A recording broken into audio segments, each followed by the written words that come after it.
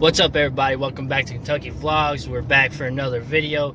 Today we got an interesting one for you today. We're going to repo a car, and we've got the GPS telling us where it's at. The woman complained about it tearing up, and it's been a back and forth of this vehicle tearing up, and then she can't pay the payment, and then she pays a week late, and then it tears up again. And so we're going to repo this thing and be done with it. I have talked to her some about her trading into another vehicle. I don't know how serious she is about it because she couldn't make her payment on the car, but somehow she has $500 to put with the car and trade into another one. So, I mean, if she does have $500 and she can actually come up with it, I will get her into another vehicle so that she can continue on payments on a new vehicle. And we're adding some of the balance from the old one onto the new one, so we're gonna have a pretty good financed amount on the new vehicle. And the one we're taking, she had it paid down to about $800 from 1995, so we'll be able to take her all the way back up to about $2,500 on payments with the trade-in of this vehicle. Now, I could just repo this car and not help her out or nothing like that, and just repo it and then get the full amount, right? Because I could repo it and be done with this woman and not give her anything else, not let her get into something else. But it's better for me to keep her on payments, and then I could repo the second vehicle if she still doesn't make payments, because she makes her payments. She's just slow at making payments, so that's not too bad, because she's never not made a payment after a week being late. So I think if I get her into something a little bit better that's not tearing up on her, I think she'll be a better paying customer. So we're going to try to help her out, get her into something newer. It's going to help us out. It's going to be a win-win. We're going to have a lot more money on the books that she's going to owe us. We're going to have our car back. We're going to be able to fix it and sell it back out on payments for the third time, because this has been repoed once before that I had to go take it from another woman. So this is gonna be a good video, I think. I hope y'all stick around and find out how this goes. I'm gonna try to get something where I can record me actually pulling up and taking this vehicle from the person's yard. I've got it on GPS, like I said, showing me where it's at. So I'm gonna see if I can do anything to get it all on video. I don't know how much I'll be able to do, because I'm going by myself on this one, which I don't recommend you do repos by yourself, but you know, that's what I got to do. So I'm gonna go ahead and do that today. So I'll be back when I know more for you. All right, everybody, welcome back. We made it back to the house. We got that car picked up. I wasn't able to record it like I was hoping I could. I just ended up getting really rushed when I was picking the vehicle up, and I had to figure out how to get onto the dolly and everything. But I showed up to the house. It was where the GPS showed me it was, and it was where the woman told me it was at. So I ended up going and getting the dolly from the U-Haul place so I could haul it back on that, because I was told that the vehicle was tore up, so I had to have the trailer. So we picked that up, and then we went down. It was about a 45-hour drive to where this person lives at from where I'm at myself. So we got there. The vehicle wouldn't start. I put the key into it. It didn't start like she said it wouldn't. So then I tried pushing it onto the dolly, and I was by myself trying to load this thing up, and it was getting really heavy. Whenever I would try to get up the ramps, I just couldn't quite get it up there, because I could push it fine when it was on the ground, but as soon as I tried to go up the ramps, it was just so much weight that I couldn't get it to go up it. So then I started messing around with the battery on it. I went to undo it, because I always carry around a good battery in my vehicle with me, so I can just switch it out if it was to be a dead battery, because you get that a lot whenever you're buying the cars and you have to go pick them up. So I was going to try that out. I pulled the battery out of my vehicle. I was undoing the battery, and then I realized that it was side post battery.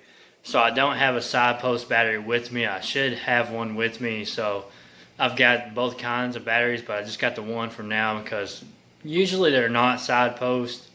And I do have these side post terminals you can put in there and then make it a top post too, but I didn't have that battery with me. And so I ended up unscrewing that, made sure the battery was really tight on it, and that was pretty much all I did. And then I got back in it, and I was like, well, I'm going to try to start it anyways, and the car started right up. Messing with that battery, whatever, it wasn't tight enough or something, and that thing started right up after I messed with it. So I got really lucky. I drove it straight up onto the dolly, and now I've got it here at my house, at the flip house. If you haven't seen the videos on the flip house, make sure you go check that out. We're doing a flip house right now. We just bought this house and we're trying to get it ready to be sold. We're getting it ready. We don't know if we're gonna sell it or not. We may stay living here, but I wanted to either have a house that was eventually paid off, or one of them that I can make money on the house, just like I do with my cars. So I do have some videos on the flip house if you want to check that out. There's a few right now, and there's a lot more coming on it. We're trying to get it worked on and everything. But so make sure that you check them out. But anyway, so we got this car at the house now. We're gonna go outside and I'm gonna give you a look at this car and tell you, once I show you the car, we're gonna tell you what she paid, what she owed on it, how much we made off this car, how many times we've sold this car before on buy here, pay here. So let's go take a look at this car now.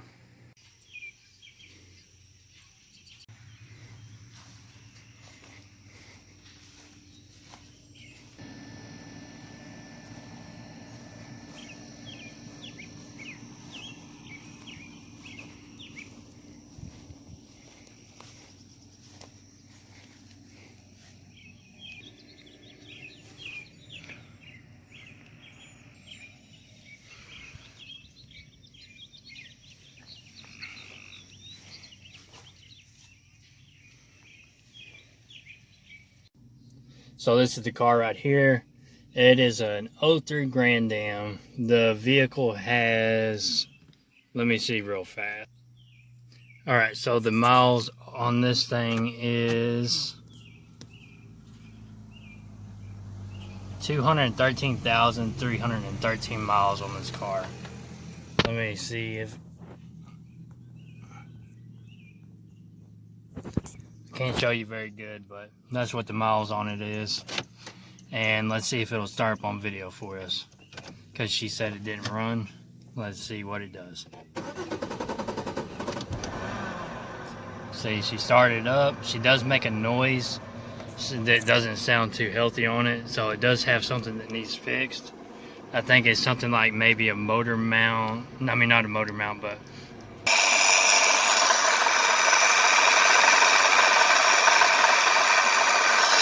right in there, it's got like a pulley or something going bad on it. I'm pretty sure it could be a water pump or something like that. I don't know how good you can hear that, but if you know what that is, comment down below and let me know what you think that is. All right, so that's a look at the vehicle.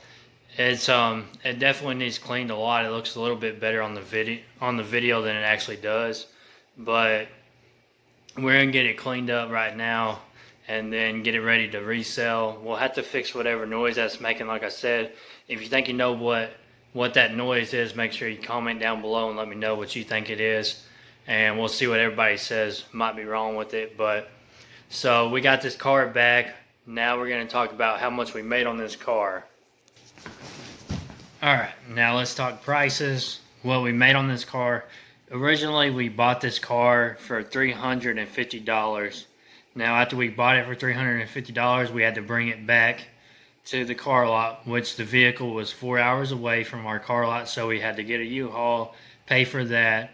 The U-Haul cost us about $60, I believe, right at it, and then it costs us about $150 in gas to drive 4 hours and drive back.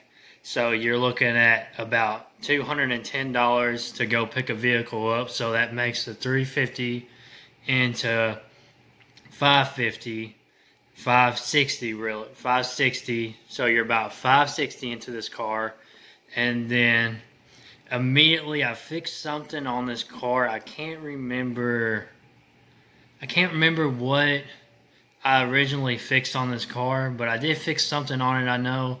And so let's say we was at $600 after it's all said and done, the car's at the lot ready to sell. The car came with a spare key on this one, so I did not have to pay for a spare key to be made, because that's definitely something that can cost you anywhere from $50 to $130 for a spare key. And then I did put my $80 GPS on there, because that's what I pay for my GPS is $80. But I don't really consider that into the cost, because whether they pay the vehicle off or not, I'm going to get the GPS back, and it's just going to keep going back into the vehicle when it's sold again. So I don't consider that too much and worry about that price in there. So we're about $600 into the car. It's ready to sell. I had the first person come and buy this car, because this is the second person it's been sold to. The first person, they gave me $400 down on the vehicle. They made 2 payments. I had to repo it back. If you're interested in vehicles I've repoed before and stuff like that, go check out older videos, and this car is actually on a couple older videos from, I think, where I bought it, and then I was getting it ready to sell it, and I know it's on there from where I repoed this car last time. So this is the second time this car is hitting the channel as a repo video. So anyways, we're 600 into it. The first person buys it, we have to repo it. We had to spend money repoing it, and then that time we had to fix a antifreeze leak that was on the vehicle. There was a fitting with the transmission line that went in, going into the radiator, so it was leaking both transmission fluid and the antifreeze, because the fitting was rusted out on it. So I had that fixed. The mechanic only charged me $30 to fix that, because all he did was change the fitting. And then I got it back and I sold it to this woman. She originally gave me $500 down on the vehicle, and I had already made money on it from the first time. And then I was about $150 back into it for getting it back ready to sell again. So we made the $500 down payment, and then she made several payments. She always was late on the payment by a week, but she did always make the payment. So that's the reason I helped her out to get her into a different vehicle, which we're going to talk about in a minute. That's the upgrading program, so we're going to talk about that in a minute. So anyways, she made a few payments. I sold the car for $19.95 with $5 down. And no, actually she gave $700 down. Yeah, $700 down. It was $19.95. So she paid this car all the way down to $755 from $19.95. And then it kept tearing up on her, and she was having problems with it. But really, all she ever fixed on it was, all she really needed to fix was a fuse that went out on it. And then she had the battery changed and the fuel pump changed on the vehicle, but they was not bad on the vehicle. She just didn't know that it was a fuse, and she had bad mechanics looking at her vehicle. She was using mechanics that just come to your house, and they were probably trying to sell her on stuff she didn't need. So they ended up doing a fuel pump and changing the battery, which I still got to look at this to verify that was actually true, because you never know what they're really doing to it. She could have never had to fix it that many times, and she just liked to use that as an excuse. You never really know. But so she was supposed to have changed a fuse. She changed the fuel pump. She changed the battery. I think she changed the headlights, because they look a little bit different than they did before. They look like they're newer headlights. So I think she might have changed that, and she had a bunch of headlight bulbs in there, because she said the headlights were pointed different directions, and she was trying to fix them, and she didn't know what she was doing. And so anyways, she left spark plugs in the car, so we got that if we need to change it out. She said she changed 3 spark plugs in the front. She didn't change the 3 back ones that are harder to reach. So they still need changed on it. So we'll probably get that done on it.